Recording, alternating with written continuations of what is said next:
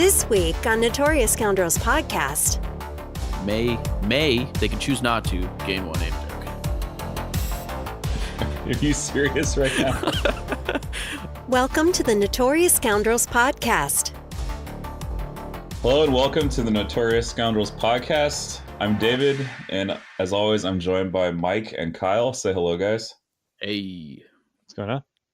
So on this episode, we have some big news. We've got the Rebel Specialist and Imperial Specialist now fully spoiled. And we're just going to dive right in because there's some really cool cards in both of these packs. We'll start, I think, with the Rebel Specialist pack. Let's see, Kyle, since you play Rebel, what do you want to tell us about the what's found in this Rebel Specialist pack? Yeah, first I just want to qualify that the Imperial Specialist, we didn't get an actual preview article yet from FFG. It was an unboxing video posted, I guess, by someone that got their stuff early. So that's what we're going off of. Yeah, we really should qualify that. Which we just did. Go on, please. All right, so Rebel Specialists. So the one that we had seen before was Sabotage Comms, which is your opponent issues one less order than they would otherwise. It seems okay. It's a 1 pip and you can only issue an order to a operative or spec ops. I guess if you're using Chewie, it could be pretty good. I think, usually when you're playing a 1 pip, your opponent is often also playing a 1 pip because it's pretty clear that, like the whole point of playing a 1 pip generally is to seize initiative, and usually when that happens, both players need it. So I could see this text ability being wasted quite a bit, but I don't know. What do you guys think of it? I think it's fine. It's not anything great. I think that it is a fine play if you're playing the Rebel Officer, and that's it. Or like the Rebel Officer and Chewie, Yeah, I mean, clearly you're not replacing Coordinated Bombardment, Son of Skywalker, or Sorry About the Mess. So yeah, and I can't see replacing what's the new Chewie Luke card called? Common Cause. Like, you're not like, that card is so much better than this card. The only way I can see this is that if you're playing ambush and you don't have another 1 pip available because you're either playing the officer, or you're playing Chewie without Luke, I guess. I mean, actually, the one context I could see this is in a Han Chewie barbecue list, because you're not taking Chewie's 1 pip. Right, that's what I mean. Yeah, and your important units, the RTs, are uplinked anyway. So I could actually see it in that context. Is it better than ambush?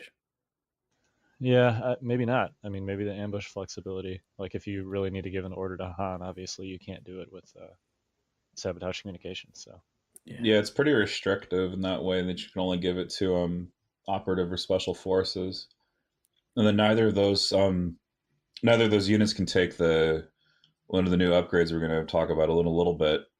The comm relay upgrade. I mean, to pass that token to something more useful. I think this, at least, well, no, some special forces can do that, but then again, aren't you going to want to order that special forces anyway? And totally. Let's make a premium unit even more premium by putting a 5-point comm relay on it. Like, that doesn't seem to be, just at first blush doesn't seem very good to me. But I guess the best place to use this card, I mean, there is an upside where we're going to take away an order token from something, and I think the best place for that is going to be against, Imperial Discipline, 1 less recovery, evasive maneuvers, 1 less dodge token, like playing it against cards that actually grant benefits per token issued, like No Time for Sorrows. That's where it's going to be the most effective. But if I'll just say I agree with you guys. If you look at the broader landscape, there are just so many better things you could take that are, you get to keep all the effects. You know what I mean? Like, you don't have to risk anything. So I will say that there is one time, I think, at least that I can think of right now, where this card is objectively better than ambush, and that is in a solo Luke list when Luke has battle meditation. It just it's strictly better than ambush. Yeah, I could see that, but I don't know if that's worth it. Well, especially because nobody plays solo Luke. Right. That's the thing. But if you were going to play a solo Luke list and you had the 10 points for battle meditation, this is a pretty clear upgrade over ambush. Well, I shouldn't say no one plays it. I mean, I know we have a competitive focus, but if you think about the times where I see solo Luke the most is during the operations. So if you're ever in like an operations-based tournament, like maybe that's the place you'd see it. I mean, so let's talk about that for a second, though. Does this make battle meditation playable? Is that effect worth 10 points? It might be. Yeah. I mean, it's certainly better than long range comlink, although it does take a force slot to use, and so that's pretty expensive. But how often do you slap 2 force abilities on Luke nowadays? Not often, right? Unless you're taking both push and reflexes, but even then. So yeah, I mean, yeah, it could make bat med more playable. Yeah, kind of agree with that. All right, you guys want to talk about turning the tide? Because I actually like this one. Yeah, I like this one a lot. So go ahead. Sorry. No, after you. Oh no, I was just gonna say, so turning the tide, I believe, is 2 supports or heavy supports, and it gives each one of these supports or heavy supports Inspire 2, which is pretty nice. Like if you brought Leia and an officer and a couple of ATRTs, suddenly you've got a round where you have like 7 points of Inspire. So it's really, really good. And, Inspire is never bad, I think. Yeah, and actually, I really love this in going back to the Han barbecue list. I actually think the specialist pack does a lot for that list in general, which, we'll go to Astromech too. But I think this is a straight upgrade over push, just because you want to be giving orders to your RTs anyway. And that list lacks Inspire. So, if you have a turn where you anticipate being suppressed, you've got 3 RTs on the table, so that's Inspire 6. And that's a list that lacks it natively. And it's also one where you want to be giving orders to your RTs. So I think that's a very natural use of this card.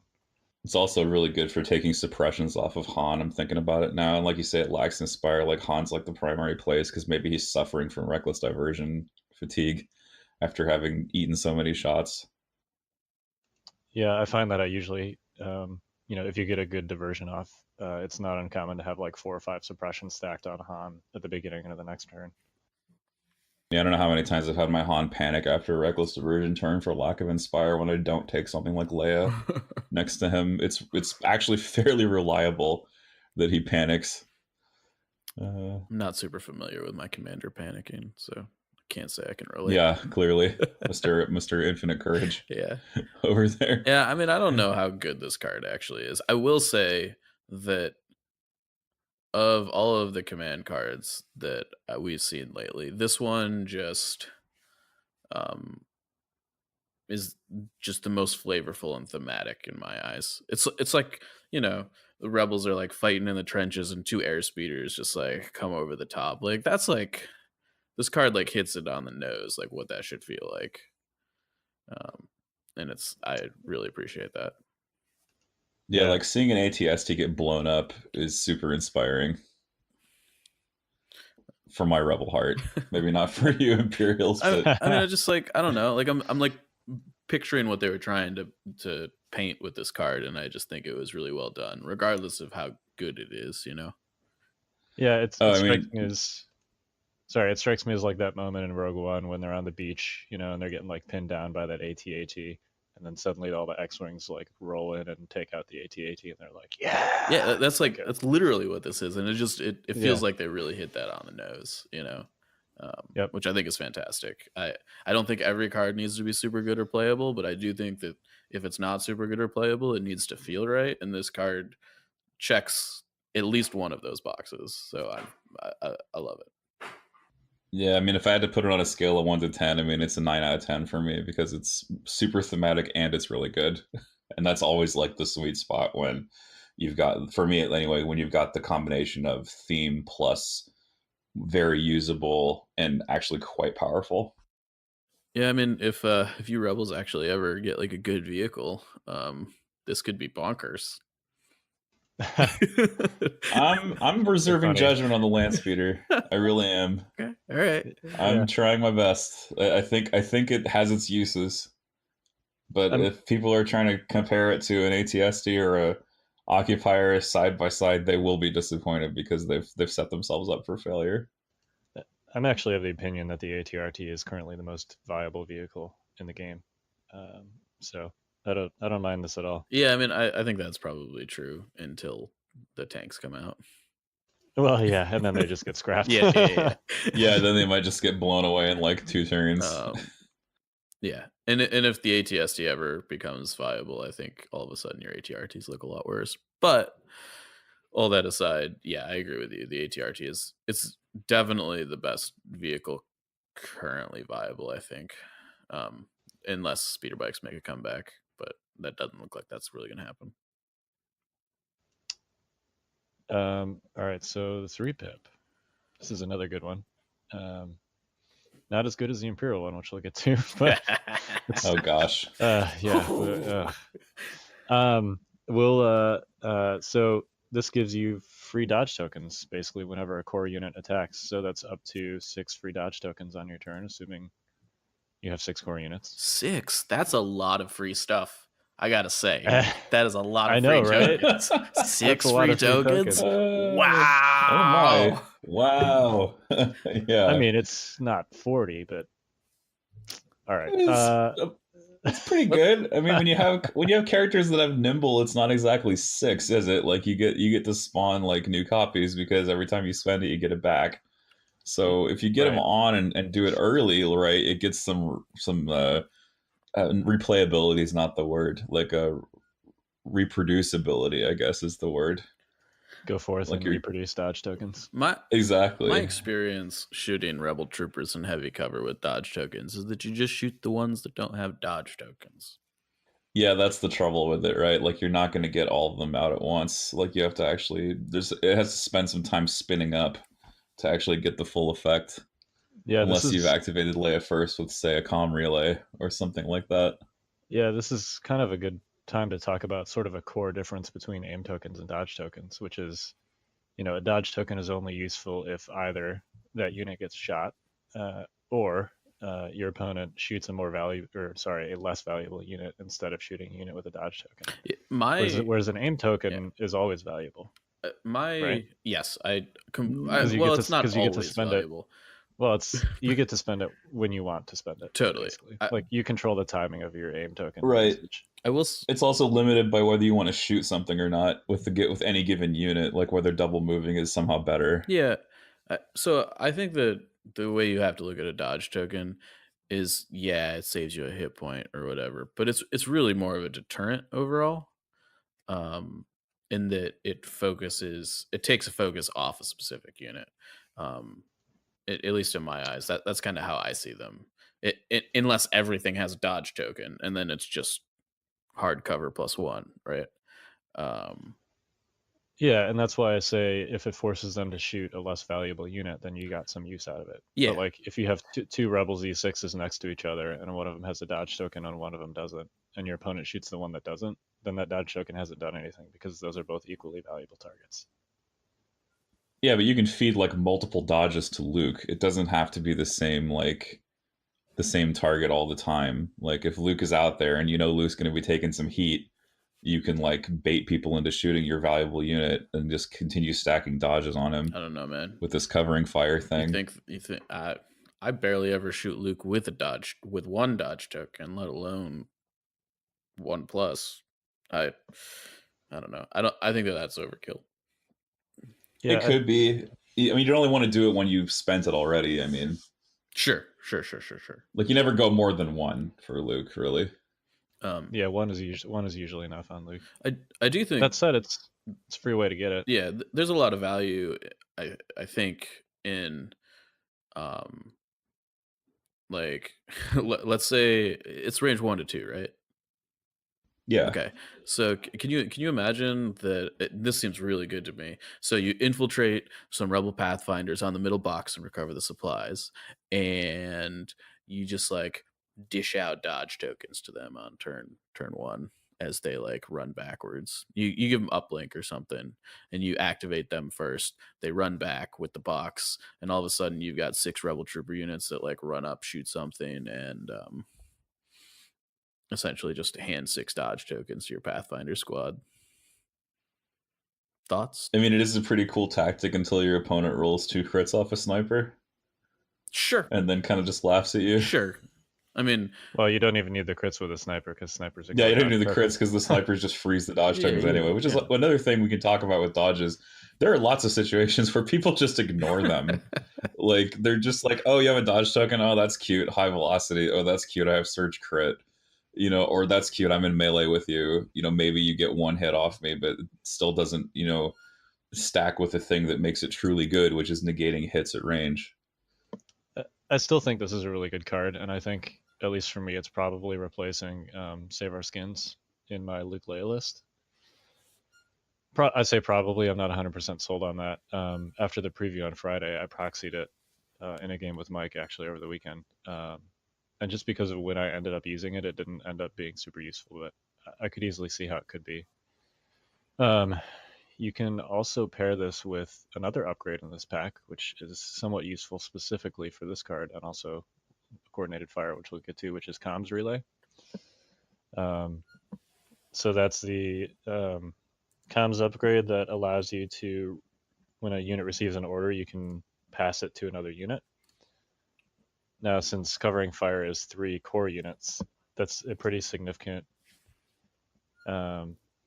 drawback of the card, because that's effectively like not giving out any orders at all, since you don't typically want to be giving orders to core units for activation purposes. But if you have comms relay, you can pass one of those orders to Luke or whoever else you feel like needs to have it, and it sort of mitigates that drawback of this card a little bit. So I appreciate, I guess, like the comms relay shenanigans with this card. I think battle meditation is just strictly better. I don't see a ton of reason specifically to take comms relay with this card. I don't think it's that functionally different. I think it's incredibly functionally different with coordinated fire, and we can get to that. But can we just remind people what the text of battle med is? Because I actually realizing I don't remember, because I haven't used that upgrade in so long. Here, let me pull it up. And here I am, a rebel player, don't even remember what it like. The last people that used Batmed were people trying to game Palpatine. Yeah, for sure. So battle meditation reads: when you issue orders, one of those orders can be issued to any friendly unit on the battlefield. Okay, so when you issue orders, does that mean Luke has to issue the order? Yes. So then Luke is not issuing that order. Well, he is, because it's 3 core units. No. He's those are the units that are receiving it, right? So it's okay. taking away the range restriction on one unit. It's also taking away the core restriction on one unit. Oh, okay. So Luke just has to be your nominated commander. That's exactly. all. And since it's a vanilla card, he can always be your nominated commander. And chances are you've got 2 core units in range of Luke, I would imagine. Yeah. So I don't know. I just like comms relay is what 13 points for 14 because you have to take the tech, or it's 5 if you already have comms upgrade on your unit. Okay. So it's cheaper. That's one idea. Yeah, I mean, like with comms relay you get an extra rebel trooper, but I think battle meditation is like, if you're looking for that specific effect in this list, I think battle meditation just does it better. There's a lot more flexibility in it, at least, because if you've got Leia and then you have a comms relay, it's possible Luke is on the other side of the table and still is not close enough. Right. The only other restriction, though, is that comms relay can go back and forth between the 2 of them. Totally. And Batmed is only one direction. Yeah. That's the only thing I'd say. Yeah. I don't know.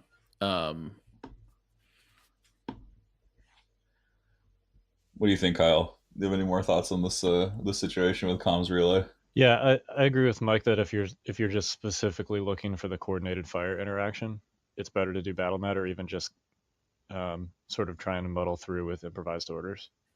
But I often personally find that when I'm playing Luke and Leia, they're like right at each other's maximum command range, and it's, you're kind of stretching the limit of them being able to give each other orders. So like just for my playstyle personally, it would be, there are a lot of games where I feel like it would be helpful to have that comms relay kind of in the middle of them and extend that range just a little bit so they can threaten two further parts of the battlefield and still issue I have that orders to each same other. issue. No, I agree. You don't think that sorry, unit's just going to get focused first? I mean, I think you probably want to put it. You would drop a Z6 and put it essentially on a naked squad, so it's a less valuable target. And then if they're focusing your 5 non-Z6 rebel troopers, that's still okay for you because it's going to take a while to burn them down to that comms relay. And there's no line of sight requirement, so you can put them. If you can find a line of sight blocker that's roughly in between your two groups of units. I don't love that. That's like turning an effective 62-point squad into a do nothing 50-point squad. Yeah, I don't like it on a Z6 at all for the same reason. Like, I mean, I'm not 100% sold on it, but if I were to take it over BattleNet, that would be the reason. Sure. I think I'm still taking improvised orders regardless, just because, like, I use it every single turn. Yeah, it's so good. It's a really good card. It's so good. So right now, my current approach, I think, is probably still going to just be to try and grab covering fire and muddle through with improvised orders and hope that you can throw Luke back when you need to throw Luke back. But I guess we'll see. This for Rebels, this would be, I think, the one primary use of comms relay. Sure. I mean, I think comms relay works. Comms relay works with any of these cards we've talked about, frankly. Yeah, I mean, if you think of it, like, relay is just extending your order range to a range 5 bubble. If you just draw a straight line from Luke to the comms relay unit to the unit receiving the target order. That's not exactly what I meant. I mean, like, all of the units that are eligible targets for these cards, I think with the exception of operatives, have comm slots. Yes. So you can kind of bypass the core unit restriction or whatever. Like, if you've got ATRTs. That's right. You can put a relay on an RT. Right. So if you've got 2 ATRTs and you play whatever that card was called, I don't remember it off the top of my head. Turning the Tide. If you play Turning the Tide, you can it's no longer 2 support or 2 heavy units. It's 2 of anything within range 2 of a support or heavy unit, right? Which is interesting. I mean, for 5 points, that's, if you're playing these generic cards, that's not bad. Yeah, I think it's actually nice that it seems to come in the pack that it's also happens to be most useful for. Yeah, for sure.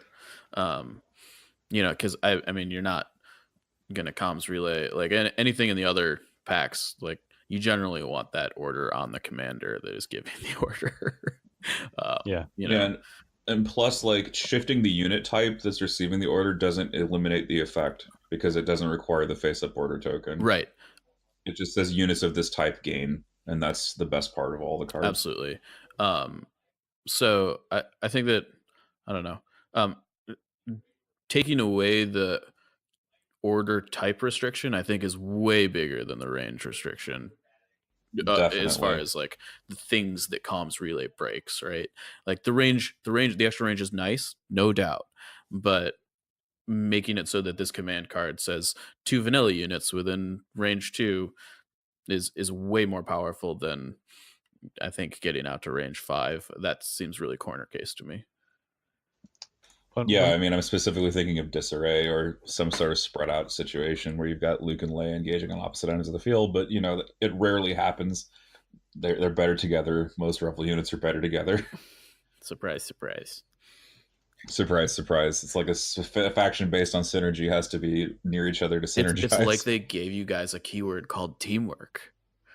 Man. Gosh. All right. It's worth noting real quick with comms relay, it's not entirely clear how it works as far as being able to use it multiple times. The wording on the entire Legion ruling in the forums says something to the effect of orders are issued 1 at a time, and this comms relay says when you would be issued an order, pass it to another unit. So it seems like, at least based on that entire Legion ruling, you can use this multiple times. In other words, like, for covering fire, you could give it to Luke, Leia, and somebody, a Wookiee with one comms relay. For 5 points, that seems amazing. Because the orders are issued sequentially, right?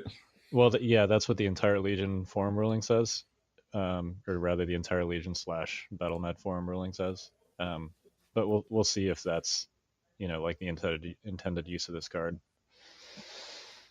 If that's true though, if that holds up, I think that's a no-brainer over BattleNet in that Rebel conundrum. That's true. So until an FAQ comes out, just go for it. Right. I mean, let's be honest here. Like, we got to get something compared to what's coming down the pike, I think. Right. For somebody ping Luketti in Discord right now. Yeah. I'm sure he's got an answer for that. So do you guys want to talk about medical droids and astromechs and the officers, or should we do command cards first and then? Well, we know their points costs now. Let's do the command cards first, because I think we can talk about like the like specialists and stuff are all very similar. Like, I don't think we need to talk about them in like a purely rebel or purely imperial sense. They all do very similar things. Yep. All right. Should we do the imperial command cards then? Yeah. So we've got let me reboot my tabletop simulator here so that it's showing me the spoiled imperial command cards. They're not in here. Oh no. Yeah, they're not in here. Okay, never mind. I'm gonna have to go to Kravik's thing. Oh boy. Yeah, it's a video. Yeah. No, I got it. Somebody posted them on Facebook. So we've got the first one we've had for forever, right? And these all mirror the rebel ones. So the first one's covert observation, 1 special forces or operative unit, Imperial only. Look at up to 2 random command cards from an opponent's hand. This card right now is trash. It's terrible. I mean, yeah, the only place I could see it being useful is if you are playing against a rebel player with multiple heroes. So Han, Leia, Chewie. And I mean, I guess it's kind of, strictly speaking, right? You never know how many neutrals someone took. And so, I've been surprised when someone has ambush instead of whipcord, for example, if I'm playing Empire versus Empire, which rarely happens, but it does happen. So I would be way higher on this card if this said, look at your opponent's hand of command cards. But you're not even, like, if that's the effect that you're going for with this card, you're not even guaranteed to hit. Right, because it's random. You could easily pull, like, if you're facing, you could very easily pull like the 2 most predictable cards in the hand. Yeah. Standing orders and Son of Skywalker. Yeah, it's like yeah, right. Oh, you're playing Darth Vader? You got Master of Evil and Implacable in your deck? Couldn't have guessed that. Like, I don't know. Yeah, it seems pretty garbage. It just, I agree with you, David, like, in that, when I feel like rebels feel like kind of more of like Super Friends lists, in that they might be running like 3 or 4 heroes. And once we get into that territory, I think that this card could get a lot better. But like, even if you're taking Han, Leia, and Chewie, I feel pretty confident we know what cards you're going to take. Like, yeah. It's like also has to do with the writing of the card. So like they wanted to do this effect, but they couldn't make it so powerful that it destroyed the hidden information aspect of the command hand. And so they had to make it so that it could fail. But the thing is, if this card fails, it fails incredibly hard. Like, it's a complete waste. So that's what makes it crap. Like, it's a well-intended mechanic, but it just, in order to make it not ridiculous, they had to make it crap. Yeah. Yeah, it's kind of like what we're talking about with Ion. Where either it's too good or it's bad. I mean, yeah. I can see this in a solo commander list where you're running snipers and you give them comms relay. Maybe it's maybe, but I don't know. It's just like, it's not even an effect that interests me. I'd rather have ambush, I think.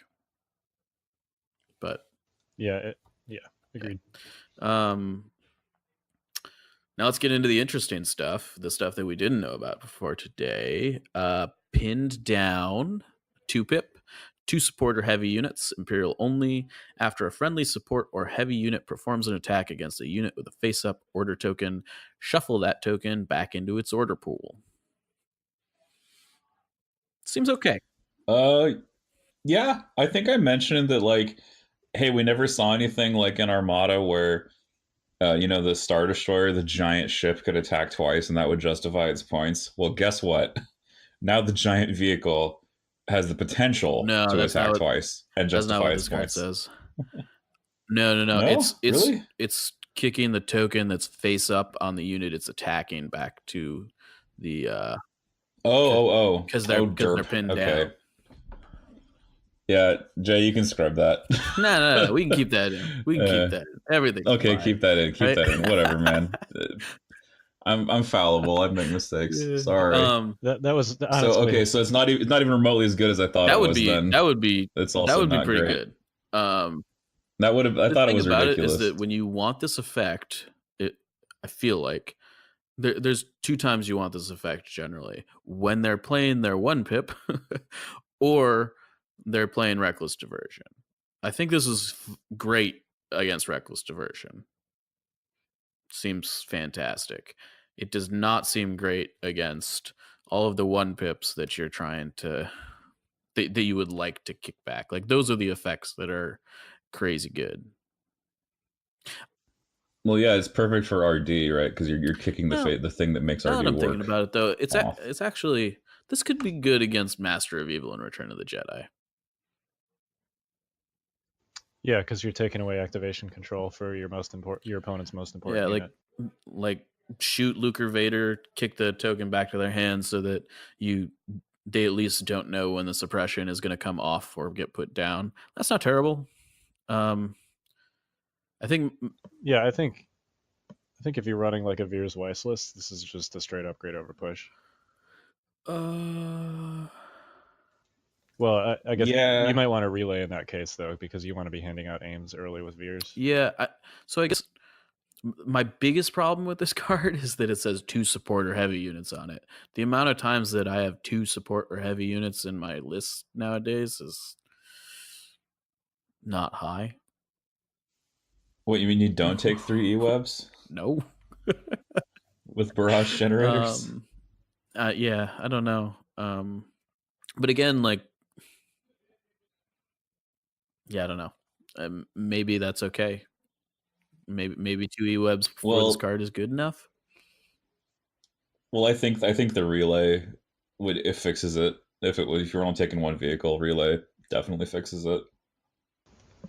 Yeah, and if you're running Veers Weiss ATST, you want that relay anyway for coordinated fire. Well, I guess you would need 2 relays because the 2 and the 3-pip are 2 separate types of units. Well, no. Hey, what about this in speeder bikes? Did that do anything? I don't know. I mean, I definitely feel like as far as Imperials go, this is at its best on speeder bikes. Yeah, because they're. Yeah, I mean, you kind of wanted them to attack first anyway, right? Yeah, I mean, kind of. It depends on where you are, but like if this is like turn 2 or 3, you're probably in a place where they need to go first. So I think that's fine. It also could potentially be good. I think you're right on a Weiss ATST. In a Weiss ATST list, I don't know. You generally don't have a second support or heavy unit. That's why I have the relay. It's on the card art. You have to use it on the card art, right? But I mean, like, the mortar gives you pretty much with a Weiss ATST, you can hit anything on the board as long as you got line of sight, which it makes it flexible.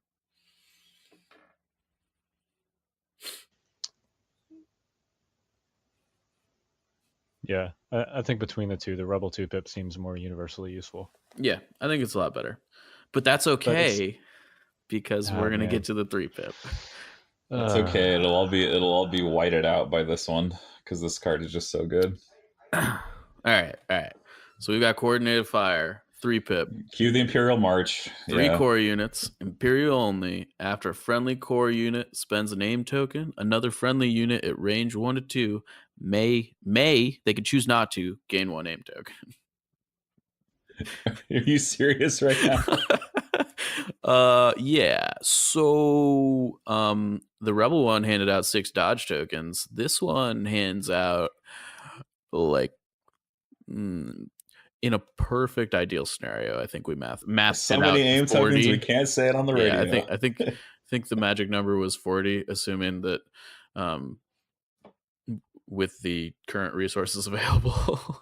What was someone saying? They were saying it was the magical Christmas scenario, and I doubt it highly. I think that's actually quite achievable. So I actually think that the magical Christmas scenario is literally magical Christmas. I will say, and I was talking to Kyle about this before, that 50% of the magical Christmas scenario 4D is very reasonable. Yeah, it's between, the minimum is 17 and the maximum is 40. So like assuming all of your core units are alive, right? So well, yeah, right. You know, I mean, so the minimum is probably closer to like 10, right? Theoretically. If you have some dead core units when you play this, yeah, then yes. Theoretically. Then you played it at the wrong time. Right. This is this is a turn 2 card, basically. Yeah, please. This is a turn 2 card. Yeah, for sure. Which is interesting, I think, because I think Han is very good against it. Yeah, change of plans. This is the card that you now change of plans every time. Yeah. Screw and now you will die. This is the card you're using change of plans. Yeah. This is so much better than a now you will die. So the way that this is way less broken in a list that doesn't include Veers. I will start with that. If you are starting the token pile with no tokens, this is a lot less good. No, this is theory crafting based on the language that is currently. That's also true on the card. So like, if this comes out on Thursday and that language that was in Krabik's video is not the same, or we're understanding it wrong, then that's the caveat to all of this. But go ahead. I mean, it looks like this card's pretty legit, but yeah.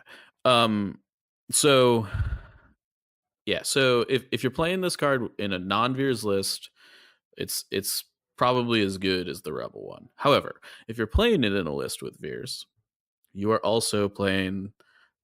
You are putting an extra comm specialist into one of your units, and you're taking comms relay, and you're going to give Veers a order with this card by comms relaying it through that unit, and you're going to activate General Veers first, and you're going to hand out 2 free aim tokens.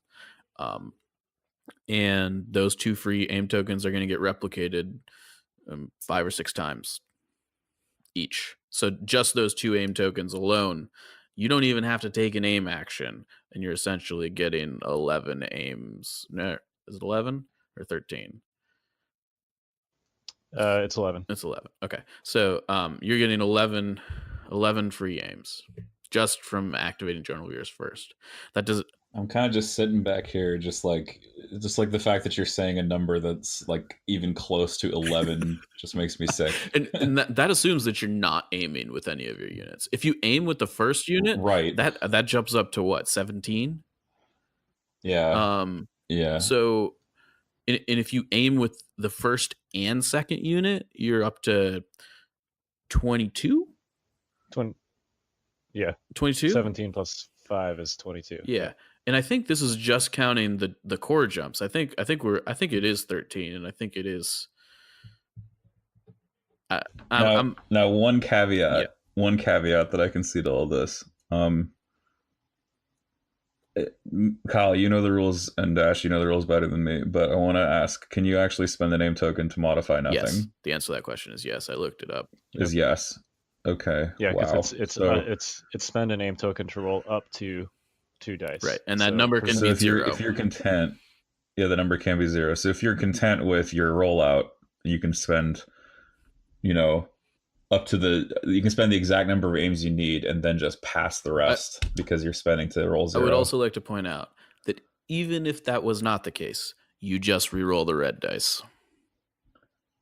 That's also true because if you have surge to hit, it's a 7 and 8. So assuming that wasn't the case, it wouldn't matter for the most part.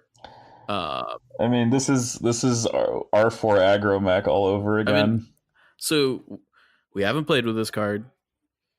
It seems busted. There's definitely some counterplay to it.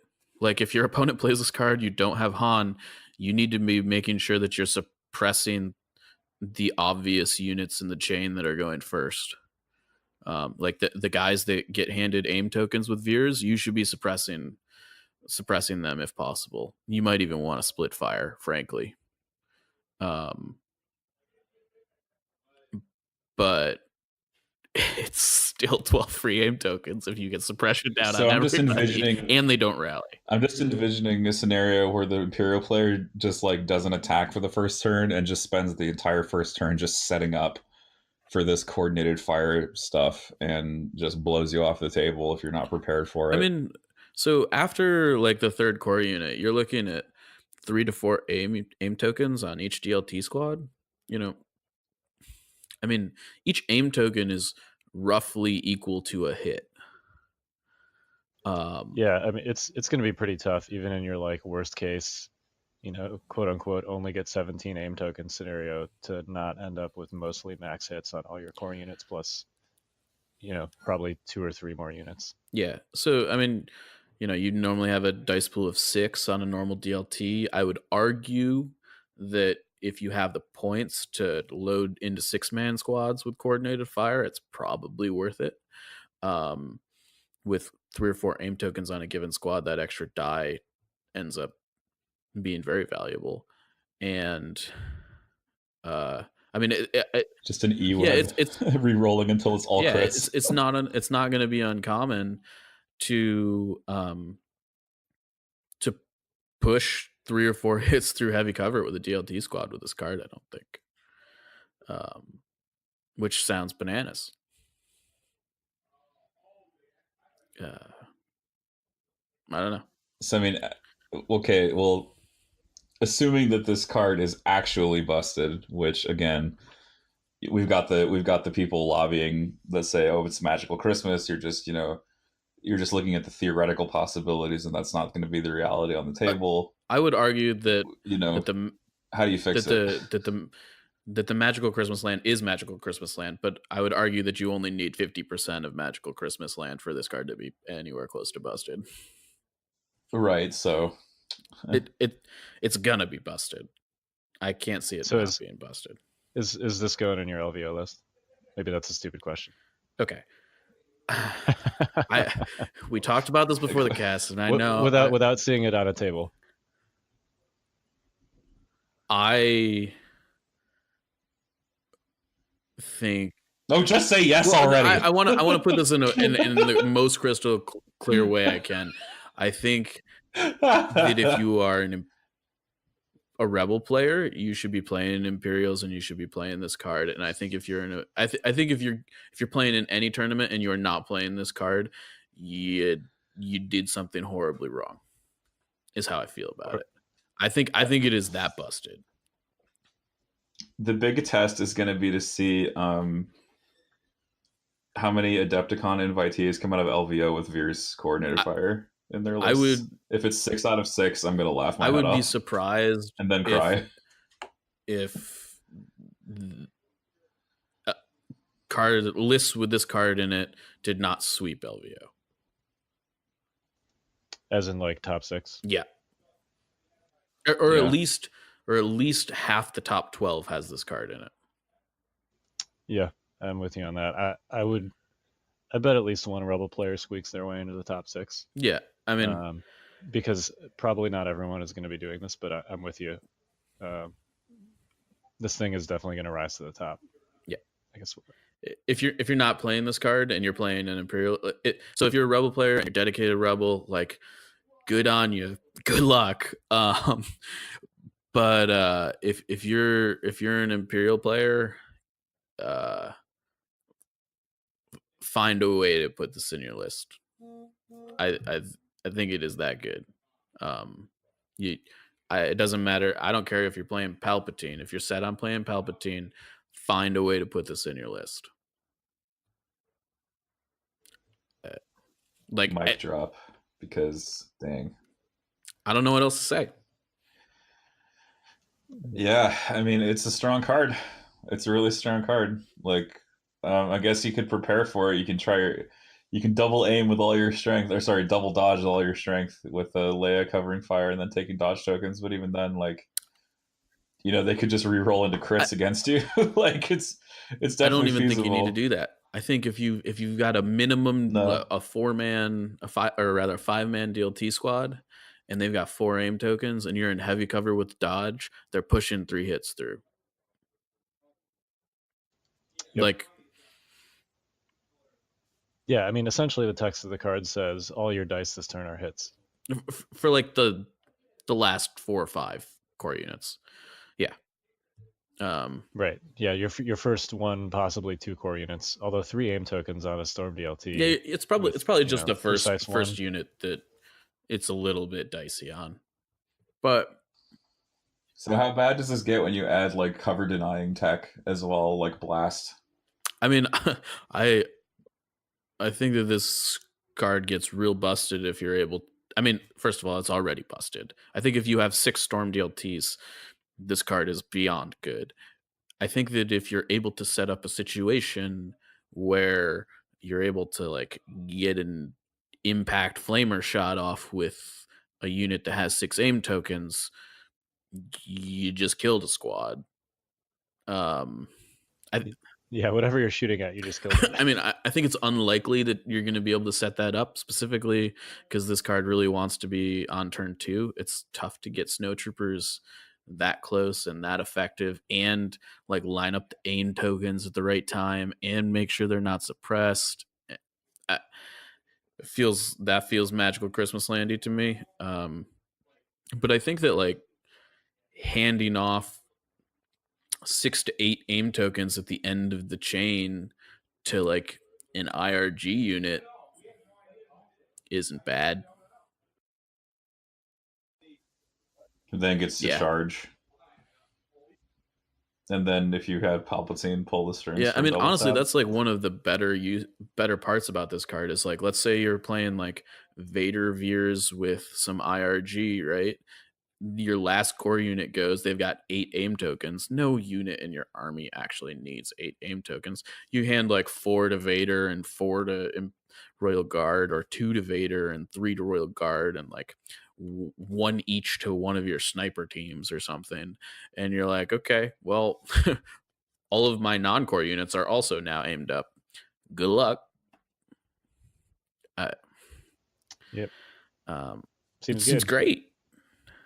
Seems great. I mean, does this get even crazier with Death Troopers? Because like now it's just overkill, right? Because the Death Troopers are rerolling 4. I mean, it doesn't matter because you're just going to try to slot as many full Stormtrooper squads into your list. Let me pull up the Death Trooper unit card again. So I mean, Vader Veer 6 DLT seems really good suddenly. Yeah. I think it's going to be a reasonable list. Imperial Death Troopers. Yeah, they've got Precise 2. They're rolling black dice. With surge to hit or double weight. It seems excellent at range 2 with double white dice surge to hit. Yep, because you got plenty of dice to reroll and plenty of ability to reroll them, so you can get that ceiling going. What's that? You've got 4 white dice that are 3 of 8, so it's every aim token is a 12. It should be a hit and a half on average. Yeah, you give them 4 aim tokens. That's 6 hits on average over what they rolled on their original roll. On the rollout, yeah, which is probably going to be what, 5? That's pretty strong, and they have blast with the grenade launcher. Yeah, that's the side of that reconfigure that we can from the preview is a red die with blast. So yeah. Yeah, things look pretty scary suddenly. Well, and who knows what their other heavy upgrades do? Like that's just who knows? That's very true. But we already know you can take 4 of them with the side we know about. Yeah, I mean, I mean, we don't need to talk about this forever, but it's good. Play it until it gets banned, because play it until it gets changed. banned, please. You know, this card definitely should say when another friendly unit makes an attack. Yeah, I mean that's what Covering Fire says. I don't know why. You know. Yeah, I don't know why this says spends an aim token. That's ridiculous. You know, it would be. I mean, I know you guys play Rebels, but I think it would be even okay if it had that text and said gain 2 aim tokens. But I think where it would be less broken. It would still be very, very good.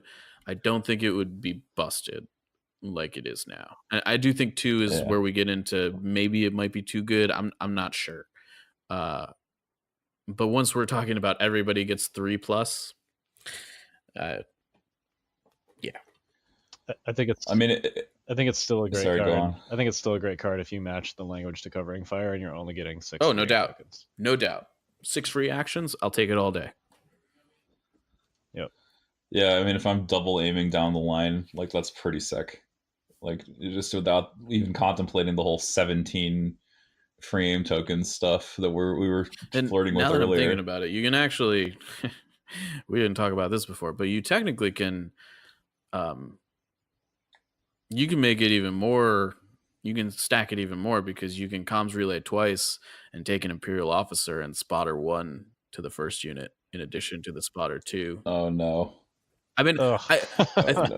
That seems entirely unnecessary. It does. It seems very unnecessary. But if you really want to go to Magical Christmas Land, that's where you go. And I also would caution against that just because. There's already kind of a large cost to not activating the core units that are starting the turn first. It's granted, I think it's worth it here, but you know, if they start suppressing your units early on in this chain, it's not going to work the way you want it to. But your opponent has to know that they need to do that.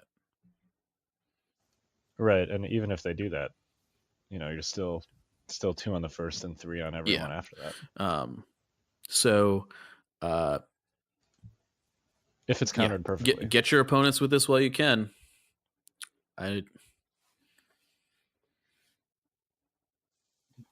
Get your wins. Get your wins here. All right. Do you guys want to talk about the medical and the Astromech and the officer? What's the point? 17 aim tokens. Sorry. He's just someone had to say it. The world's over. Might as well be me. Rebels suck. So you know you've been on the Rebels suck hype train for the last month and a half. No. Let me say something really quick about that. Okay. My primary complaint about Rebels is that I think if one faction is able to dice fix, and that's their thing, and another faction cannot dice fix, they're just praying to roll high with large pools of low quality dice, that's a definite imbalance. This instance of coordinated fire versus covering fire just puts that imbalance into stark relief. And that's why I'm being so salty, because it's just like, you know, we've gone into absurd land now. Let me be clear of my criticism. I think that up until today, your criticism was invalid. As of today, I yield the floor. Yeah. Appreciate that. I think it is objectively incorrect to play Rebels with this card in play. I think that it. Well, play them anyway, because, you know, in theory, there are 2 factions. And because they're the good guys. They are the good guys. But, I mean, now they have the proportional chances that they're supposed to win, you know? We've got Death Stars. You guys have toy guns. You forgot to say they were the good guys from a certain point of view. But they're not. From my point of view, the Jedi are evil. That's all there is to it. there's I believe the term is freedom fighters, sir. Yeah. Oh, there's plenty of freedom. All right. Should we talk about these? Yeah, let's do it. Yeah, freedom to serve Palpatine. Go ahead. Hey. Okay, upgrade cards. Let's hit it. All right, medical droid. Yeah. So 18 points for Rebels, 19 points for Empire. I find that very interesting. Yeah, I think. What's that? The point difference? I mean, so I think it really depends on what you're healing, for starters. But pound for pound, generally, Imperial wounds are worth a lot more than Rebel wounds. Right. I mean, I can think of a lot more Imperial targets where this would be useful than Rebel ones. Yeah, I mean, I'm just like let's not even, we can get into like the healing Vader, Palpatine, XYZ stuff in a bit, but like, let's just talk about healing a trooper unit with this. I think it's far more valuable to heal a stormtrooper than a rebel trooper, and I think it's probably worth more than 1 point. I don't know. Thoughts? I don't like healing this mechanic in general, just because it's expensive, it's limited, and you have to heal wounds that are more valuable. Because I mean, you're only healing 2 wounds total over the course of the game, plus the model you bring back, I think, should probably be more expensive than half the cost of the droid just to make it worth it. And I think Wookiees are probably a good candidate, but again, it's also like quality of save. So a lot of people are looking at medics on Death Troopers in the future, just because Death Troopers are 3-up I think save. if you're taking Death Troopers, there's no way you leave home without a medical droid when snipers are in the meta. Like, snipers are a thing. That 3-up save's not gonna keep you safe. Being able to put your guys back seems good. Yeah, adding back a premium trooper unit seems really good, and I think is especially true for Death Troopers Pathfinders, because we have all the options we know of for their weaponry, plus we also have the ones we don't know yet. And I think it's especially true for DTs, just because they have that high save, and again, we also don't know how to really quantify danger sense, because danger sense has a lot of situational factors, like how many hits are actually coming in and versus how many suppression you actually have. I like to think this would be good on Luke for Rebels, but I feel like he's always too far ahead. It's range totally 1, agree. So you've got a medical droid like lumbering across the field trying to chase down Luke to heal him. That doesn't seem like that's going to work very well. I mean, it's kind of neat in the sense that if you take a wound early, you can get rid of it. I mean, it's like I played bad, so here's my out. Kind of one of those things. This upgrade on either side, I think, is clearly at its best when used on Palpatine. I think hands down. Yes, 100%. Just because the strength of his nuke is tied to his health. Probably the only character whose wounds are worth 40 points apiece. Yeah, it's also wounds as resource. He also uses wounds as resource. And he's not terribly fast, so they can certainly they can definitely keep up. Easily. I think the question is, how many do you take? 2? I think 2 is probably where you want to be. Is at least where I'm going to start. I feel like anything more than 2 is a lot of points for redundancy. You mean for Palpatine? I think any more than 2 generally. Well, I mean, I think you take 2 with Palpatine specifically, and then it's 0 to 1. I mean, I definitely don't mind like this as a filler upgrade. Like your list checks in at 765, 770. I think this is a reasonable upgrade if you've like filled out all your special weapons and stuff to fill that gap. Reviving a heavy weapon miniature that died early in the round seems pretty good. That's probably like of the non-character healing scenarios, that's probably where you want to be the most. Specifically, the Flame Trooper and the Z6 Trooper are the ones that are top of my mind right now. I actually, I've been thinking about Electro this. Staff, also. Should Snowtrooper squads just be taking medical droids? Yeah, they can heal themselves. Maybe. I mean, you might as well. Like, could you put 2 snows with medical droids side by side, and then they just like heal each other? Well, I mean, I don't know.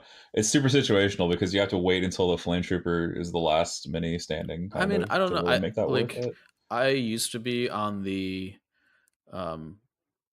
only model in the Snowtrooper unit is the flamethrower. I'm way less on that now than I used to be. I think every model in that squad is incredibly important, and I think the medical droid allows you to have some redundancy / consistency and making sure that the whole unit gets there. The one thing to keep in mind with that though is for the droids, the non-combatant keyword, totally. Which basically says that they have to be removed as a casualty last, excluding the unit leader. So you'll be potentially forced to remove the flamethrower before you remove this thing, even if it's expended its charges. If you put it in a Snowtrooper squad, which I think that's fine. I mean, it's no different than just not taking the extra dude. Right. I think though, your ceiling is you take the extra dude or an officer with the snows, and then you have like a storm squad nearby that's either naked or a DLT, and you throw the medical droid on that one. Yeah, I can see that. Yeah, that's like the most flexible place to put it would be in a storm squad tailing, just like lagging behind with the droid in tow. You could even paint like little red crosses on their armor if you wanted to. How do you guys feel about the Rebel droid? Because I feel like the droid is great in Imperial lists, but I am, from my perspective, having a hard time seeing where it's useful in your guys' lists. Commando Sniper. It's about the only place I see it in the full squad. Yeah, for full squad commandos, or depending on how Pathfinders shake out, I could see it being useful for them too. Like if you're doing that, first turn box grab. But that's about it. Like it's not cost effective to be using this on Rebel troopers. Scattergun revival is huge. Yeah, I guess fleets probably would be good. But I think I'd personally rather just take Chewie and an officer, and then Guardian those hits in the first place. Yeah. And then, like it could be good on Luke if you could keep up with him. I guess maybe on Han, I could see this being potentially useful on Han because he's tough and, he's not jumping across the board like Luke is.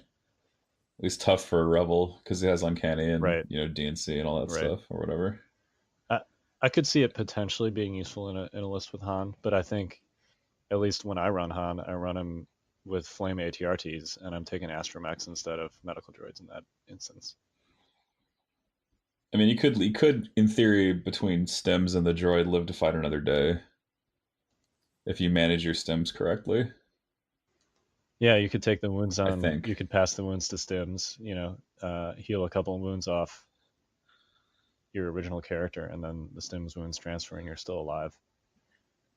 Yeah, it's a little awkward. I think it's hard to pull off. Yeah. Yeah. It's theoretically possible, but again, like how practical is it? Hard to say. Yeah. Okay. Shall we move on to something else? Another one? Beep boop. Astromechs. Astromechs. Yeah. Boop boop. R5 and R4 Astromechs, respectively. No R2s yet. So the Imperial one's 9 points. What's the Rebel one? 8. 8 points. That's pretty competitive. I like 8-point Astromechs. That's good. Yeah, I feel like if you're running a vehicle heavy build, that's kind of a steal, actually. Yeah, totally. Especially because vehicle wounds are the most valuable kind of wounds, typically. Indeed. Except for Palpatine, obviously. Yeah. Yeah. I actually think the most. So we've seen the rules reference entry for this, right? Repair. Yeah, that was posted like a month ago. And repairing capacity. it's actually right in the rules for it. I think that the clause that says you can remove a vehicle damage token is the most important thing about this. Yeah, card. That's huge. Ion's not very good right now, so it says you can remove an Ion token. I don't think that's ever come up. But removing a vehicle damage token, like if somebody removes the heavy weapon on your ATST, you can just get it back. And it's also cool that you can repair wounds, but I think overall, I think it depends on your threshold too, and like what situation you're in. Like if you're using this in a list with ATRTs, obviously it's great to be able to repair a damage token. But there's some situations where I think I'd rather prevent that damage token in the first place, because like, ATRTs only have 2 health after they hit their resilience value. So if you repair that damage token, and then it just gets wasted. Sure, totally. It is massively situational. Like if you're in range already and you take the weapon destroy token or whatever and it gets rid of your flamer, then like the ability to reverse that is massive.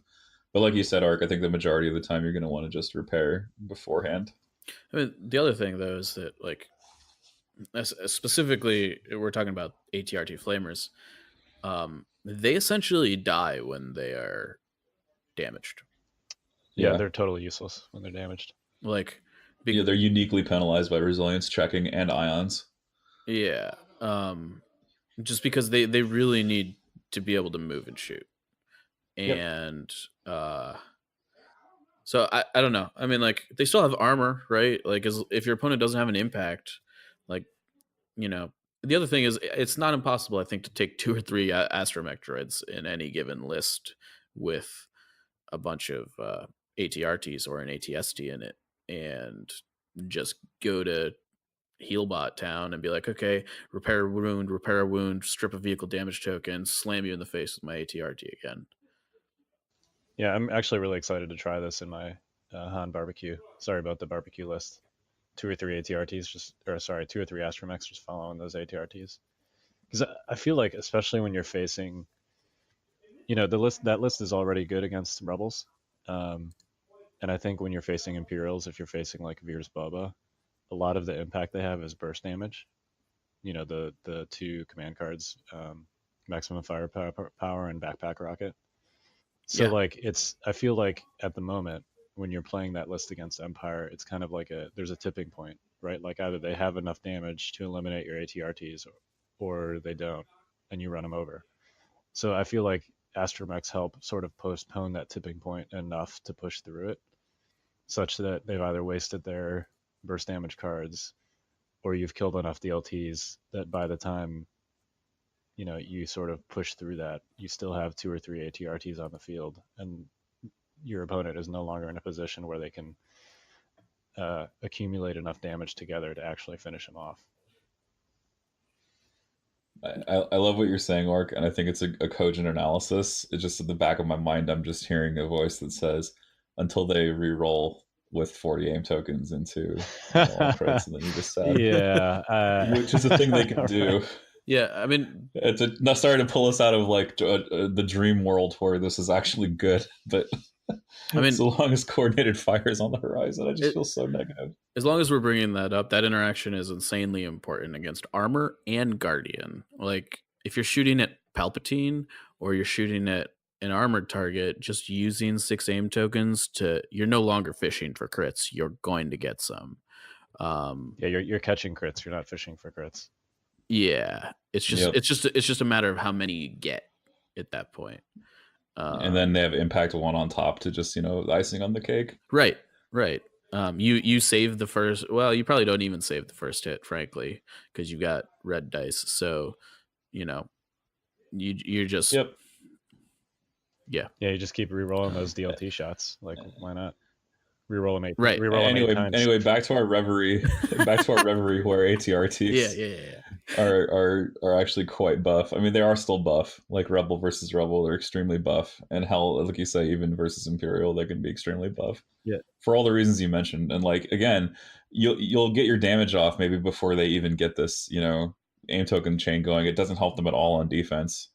So, maybe the best defense is to just go in there with a 0-pip flamer shot, flame all their core units down, and then it's like, oh, well, guess what? You don't have anything to shoot with. Good luck using your aim tokens. What turn do you guys normally make contact on with flamers? 2 to 3, yeah. Which is when you're playing coordinated fire, so. Yep. But turn 2 is usually a reckless diversion turn, so I guess Hana's getting 40 aim tokens worth of DLT dice thrown at him. Right. Yeah, man. I do think Han is uniquely good against that effect. Yes. Well, and especially it definitely makes Han stock go way up. I mean, usually I play change of plans first turn against maximum firepower. Like you don't need to anymore. Well, you don't need to, but if you're running him with Chewie, you do turn 1 change of plans, and then you do turn 2 change of plans, and then you push coordinated fire to turn 3. So I actually think in that unique matchup, there's a little bit of counterplay there. Sure, but it might, if you're playing Rebels at LVO, maybe bring Han, I guess, is the lesson there. Yeah, I mean, coordinated fire is your change of plans card. Like, you save change of plans for that. Absolutely. Yeah. It doesn't matter what your opponent's playing. If they're playing Palpatine, if they're playing Vader, like, that's the card that you're playing change of plans on. So yeah, plus if they max firepower your vehicle, you have an Astromech to repair it. So like you're like, perfect. You've played right into my strategy. Yeah. Yeah. How dare you damage my vehicles? I have things that heal them. Yeah, like I said, I think the Rebel spec pack actually helps an ATRT build quite a bit. So I'm pretty excited to sort of put all those things together and see what it looks like. It's nice to have 3 builds or so, assuming they all don't get shot off by coordinated fire. I had to throw that in there again. So, how do you guys feel about the Astromechs with the new Imperial tank? You know how I feel. I mean, it seems like, please enlighten us. It seems like the single best thing to repair with it, because it's a red dice with armor. Like, yeah, it's a very high quality wound on a very high quality body. Cheaper than ATST, it looks like. Yeah, all the things. Hardcover. I mean, all the things. You just buy 2 or 3 Astromechs and you have them like running around after these tanks, because it's a similar concept, right? Like with the tipping point, impact damage is often very bursty. So if you can kind of push them past that impact burst, then you're set. Yeah. Yep. And 3 wounds is a pretty solid chunk of the health of this thing when you have 3 Astromechs behind it. So you mean 6 wounds, right? Well, no, I meant 3 wounds that you're repairing. Oh yeah, well 6 total wounds, but per round you only get to repair 1 time. Totally. But it is 6 additional wounds for your occupier at the end of the day. Yeah. Do we want to? So then they have to just shoot your core units, which is sad for them, because then they can't do anything about this thing that's just like blowing them up every turn. Do we want to hit officers real quick? Sure.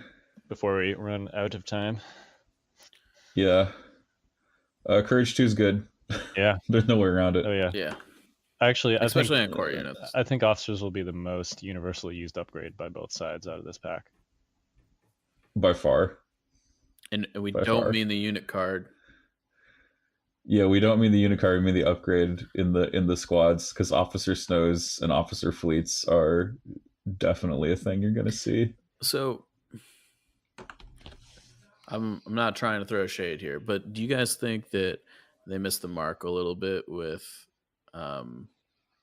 like this pack's sort of supposed to be about the generic officer leader in it, and I feel like it's not even a thing. Thoughts? Yeah, I get why they used it, and I think it's kind of neat, like the idea that you can flex even further into like a mass activation skew by bringing, say, like Luke and an officer. I think that's kind of cool. Leia is just, I think the premium is so much nicer than what you get with just the officer.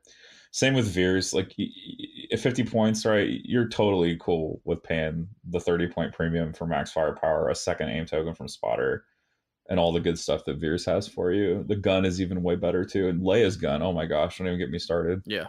Leia's gun is really good. So and the officer for 50 points, just I don't think it just doesn't bring enough to the table to be used as a generic commander, unless you're playing scenarios. Scenarios are where things start to shift a little bit. The priorities are different. So I mean, I think we're going to see that in scenarios where you have a low point limit, and so you're like, oh well, if I take a 50-point commander, I can bring even more units, and that's actually where it starts to make a massive difference. But at the 800-point level, I think you're just going to be fine paying the premium. Talking about like operations and stuff. Yeah, operations and scenario play rather than 800-point, competitive. Yeah, I think what really hurts them is they don't have their own command cards. Like the abilities are inferior to Leia and Veers, who are their sort of like premium counterparts, and they don't have access to any unique command cards that Leia and Veers can't also take in addition to their excellent hand of existing command cards. So we're not living in this world, but let's picture a world where coordinated fire was Imperial officer only. Is it still good? Ooh, that's a good question. Yeah, I think you still just take it, and you take Veers and the officer, and then you get, what did we say, like 38 free aim tokens instead of instead of just 17, instead of just 32. Yeah. So no doubt, but that's a much more specific list than any list with Veers in it. Right. Yeah. No, that's true. I mean, it definitely hurts the like universal usefulness of it, but I think you're probably at the moment still playing that list, right? But that makes it worse because that just makes the envelope even narrower, right? Sure. Like you're still gonna play the broad spectrum of lists with Veers in it because the command card is generic, and you don't have to sacrifice that second commander slot just to get the card. Yeah, I mean, I'm putting General Veers in every list I have until this card is nerfed. But yeah, okay. Just a interesting thought exercise. I thought. It's funny because when you said, do you think they missed the mark? I was so tempted to just say, well, I guess they needed some aim tokens to avoid missing the mark. They must not have played coordinated fire. Yeah, wrong turn. You played it too late. Oh man, so wait. So now do you bring Han Shui just to change your plans coordinated fire 2 times? I mean, so here's the thing though, right? It's like a big book of how to overreact to this card is basically the name of this episode. So sure. I mean, I don't think we're overreacting, first of all. No, I don't think so either. Second of all, I mean, change of plans is really good. Getting it back and spending it again, also really good. But it's not like Imperial lists don't function without coordinated fire. Of course. And that's the rub, right? Like, it's still going to kick your ass, even without this card. Like, yeah, like if Han Shui is not a great combination against current Imperialists, then just nullifying the new thing that they have is not going to change that calculus. Yeah, correct. Yeah, I mean that's kind of what I'm feeling like. Yeah, sure. You're nullifying my coordinated fire. I'm still destroying an ATRT on turn 1, probably. Yep. I mean, maybe you're tossing in Astromechs. I mean, you're definitely tossing in Astromechs, but I don't know. An Imperial list can probably push through an extra 3 health worth of stuff on turn 1. Yep, probably. All right. All right. I think that covers the specialist, man. We spent a long time talking about this stuff. It's good though. Yeah, it was all great. I mean, all great coverage. I like first of all, I know we gave Fantasy Flight a lot of crap about this card today, but thank you for, I guess, sending a package of this for some guy to open on the internet. the day of our podcast. Thanks. That helped us out tremendously. I feel like we've been fortunate with spoilers the last few weeks as far as when they've come out. So thank you for that. Yay Mondays. Yay Mondays, right? Yay Mondays. We don't have a case of the Mondays. No. No, but I'm just gonna say this now. Like, if you look at the coordinated fire card art, like every Rebel player, I think, feels like the Rebel soldier in that picture right now. And Outriders stole my idea, but basically that Imperial trooper is Salt Bay with aim tokens. Look, man, if you count the laser bolts in the picture, it's about how many aim tokens each squad will have. It's about 40. That's about how many tokens each squad is going to use. Right. Yep. So, food for thought. Food for thought. All I know is the Empire never played coordinated fire in the movies, or those stormtroopers would not have been missing. Oh, that's true. That's so true. We're gonna learn a new definition of pain and suffering. Is what we're gonna learn. Luke, Leia, Han, and Chewie would never have made it off the Death Star if they had been coordinating fire. No way. No way. They would have. I think Luke and Leia would have been killed on that landing, or that walkway that didn't extend. You know what I mean? Well, I mean, clearly there was only one core troop unit there. There wasn't any aim tokens to share. Exactly. There you go. Yeah. All right. So I would like to point out that while we've covered most of this, we have not talked about the comm specialist. I mean, I think we talked about the one comms upgrade you're actually taking on them. But yeah, that's interesting. I think there can be a case for like HQ uplinks. Yeah. I mean, I like the idea of uplinked fleets, but you kind of get the same effect if you just take a bunch of core units with Sorry About the Mess. Well, like, for instance, if you're playing My Ally as the Force and you've got some uplinked Rebel Trooper squads, all of a sudden they've got dodge tokens the rest of the turn. Oh, My Ally is the Force, and then like it's almost as good as covering fire. You only have to pay 50 points for it. Although you get to put the dodge tokens on in the command phase, and you get to give 2 orders to things you want to give them to. So I think it's still amazing. Yeah, that's pretty dope. I mean, I don't know if it's good, but it's way more than 50 points. It's worth a try. It's like what, 15 points per squad. Yes. Between the extra dude and no, it's way more than that. It's 20. No, it's 20 points a squad. 19 for Rebels. 19 for us. Yeah, because we're Rebels. So yeah, you're looking at like 20 points a squad to do that, which I don't know. All right, so we're out of time. We gotta wrap this episode. So more to come surely, because this is we're on the edge of a new vista here. Yeah, we're gonna be ramping up for LVO here shortly. Yeah, that's true. LVO. And we're gonna have to do an LVO episode the week of. Oh well, I think just like a pre LVO episode. I don't remember what Jay said about that. Oh, there'll be a thing. There'll be something. Yeah, there'll be a thing to be revealed. All right, but we're gonna have to do an episode specifically about LVO the week before we all leave, which would be kind of cool. That's just one idea to float out. Oh yeah, there. no, we're definitely doing that. All right, sweet. So with that, we're gonna sign off. My name is David. I'm Mike. I'm Kyle. We'll catch you next time on Notorious Scoundrels. See you, everybody. Don't get coordinated fired out. Join us next time for another edition of the Notorious Scoundrels podcast. This has been a 5th Trooper production.